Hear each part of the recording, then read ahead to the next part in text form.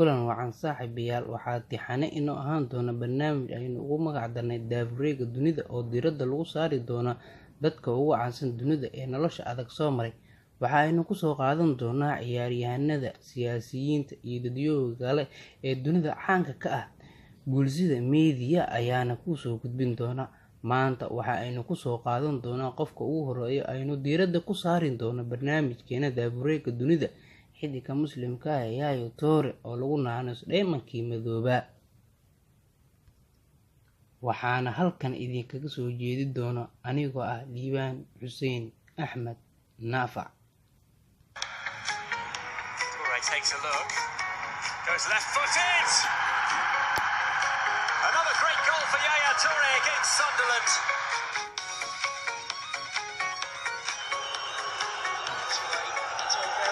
Back to Yaya Toure, he's bent it in.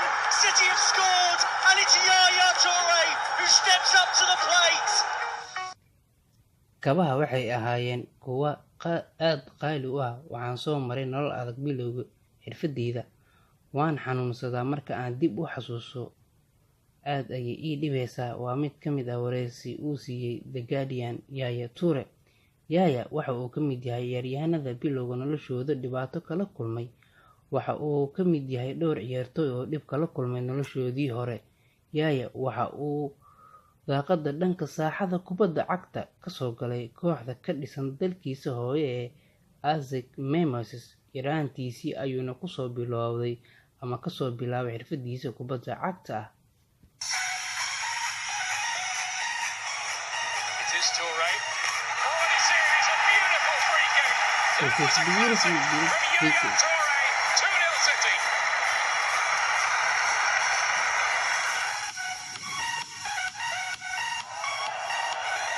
Yaya Toure. Whoa, what a goal that is! That is sensational from Yaya Toure. Waxa uu soo jiitay qaar ka mid ah kooxaha qaaradda Yurub xilligiisii 18 sano jirka markuu ahaa. Waxa uu suurto gashay inay soo dalbato koox ka dhisan dalka Belgium-ka oo lagu magacaabo Bavarian. Waxa ayna noqotay kooxdii ugu horeysay oo u ciyaaro kooxaha qaaradda Yurub. Kadib sanado kooban uu halkaa joogay, waxa uu bilowday waayihiisii wacnaa oo ugu soo muuqday kooxo badan oo qaaradda Yurub ka dhisan sida kooxda Barcelona uu waayo fiican la qaatay.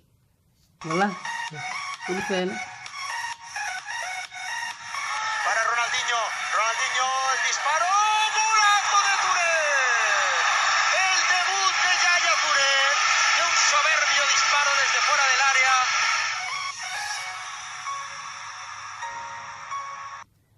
Kooxaha uu u ciyaaro waxaa qayb ka ah kooxda Olympiacos ee ka dhisan dalka Greek, Monaco ayna ka dhashay dalka France, Barcelona oo ka ciyaarta horyaalka Spain, iyo kooxda Manchester City ee ka ciyaarta horyaalka Premier League.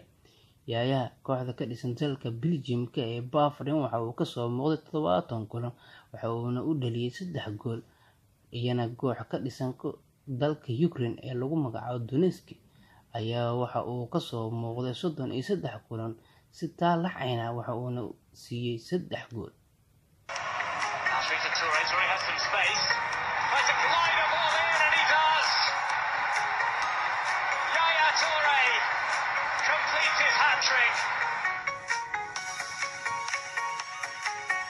L'attaque qui se développe rapidement avec la vitesse de Yaya Toure, la percussion. Yaya Toure qui est bloqué, ça vient à sa gauche, mais c'est revenu également. Yaya Toure qui assiste, qui a joué, il est dans la surface, en retrait peut-être, il y va seul. Exploit personnel. Kooxda Barcelona waxa uu u saftay 74 kulan, waxa uuna u dhaliyay 4 gool. Yaya kooxaha kale ee u saftay waxaa ka mid ah kooxda Monaco oo u saftay 27 kulan, waxa uuna u dhaliyay 5 gool. Kooxda Olympiacos waxa uu ka soo muuqday 20 kulan, waxa uuna siiyay 3 gool. Sidoo kale kooxda intiisa ugu badan ee waqtiga uu ku qaatay ayaa kooxda City, waxa uuna ka soo muuqday 230 kulan, waxa uuna dhaliyay 59 gool.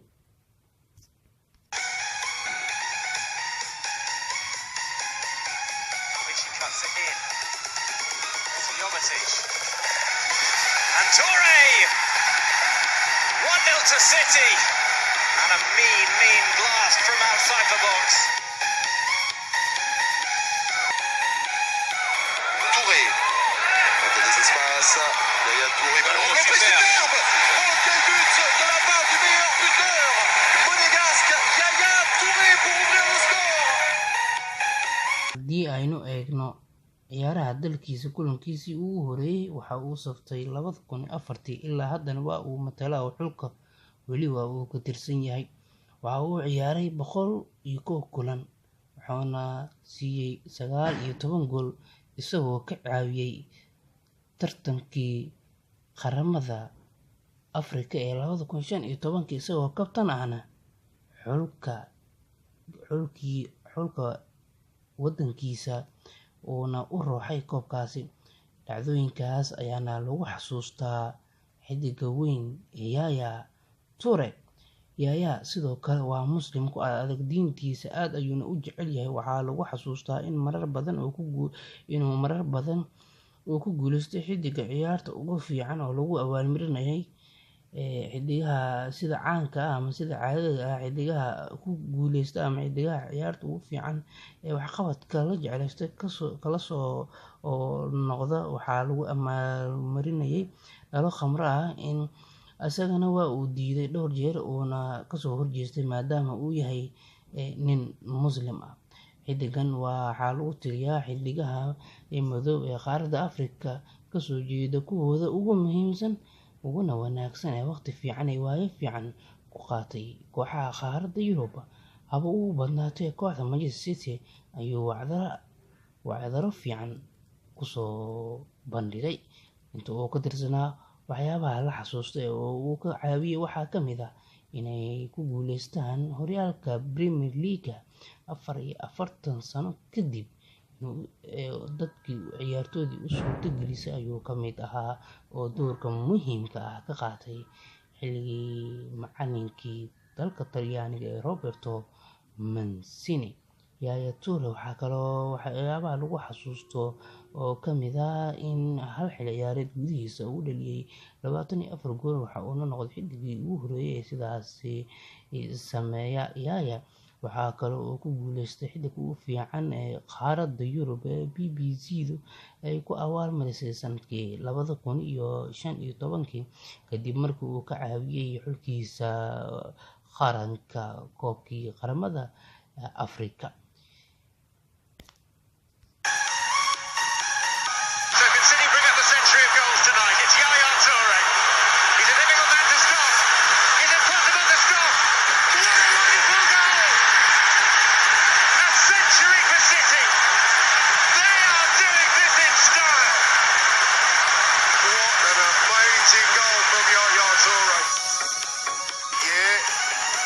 Yaya!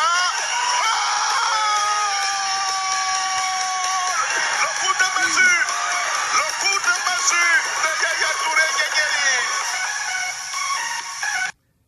waad ku mahadsan tahay la socodka warbixintan.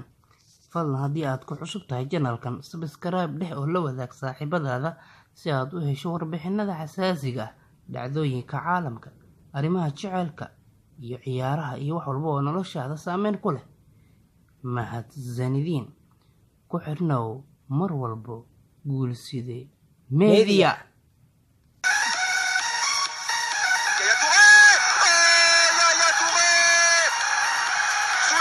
Critique, le capitaine ivoirien il répond. Nasri. He went for the same ball. Touré! Manchester City's evening has just started.